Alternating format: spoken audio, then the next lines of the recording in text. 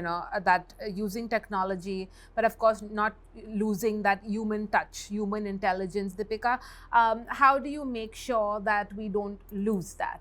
That we don't lose that in this rush to, infuse AI in everything, these new tools in everything. Everything is so much, you can do things in 2 minutes versus 2 days. How do you then not lose that human touch, that innovation that comes from perhaps the slog of it? Yeah, I mean, look, AI isn't a substitute for upstream strategy, right? I mean, ultimately, what do you want to do? What really is the brand thinking and the brand strategy, let's say in this realm or business? I think that, in my view, actually becomes even more critical because the choices are limitless. And so, what AI, let's say in this case or in any case, allows you to is to be able to go sharp. But you have to be very clear about where you're going.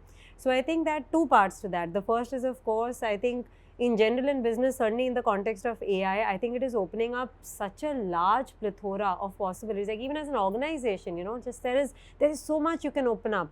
Actually, there's so much more internally at the back end sometimes that can resolve for you. So just being very clear about, I think one, that all parts of the organization are experimenting. What are the big ones we want to go after so that there are some places where we have excellence. I think that is important. So experiment, but also focus a little bit. Today's world gives you this chance to experiment like crazy. Experiment. Second thing is, world is moving from brand speak versus others speaking about your brand. And therefore, how do you build alliances, influencers, other people talking about your brand? Because today's customer is not going to be interested in what the brand says. It is more interested in what others talk about the brand, because the sources of authority are changing.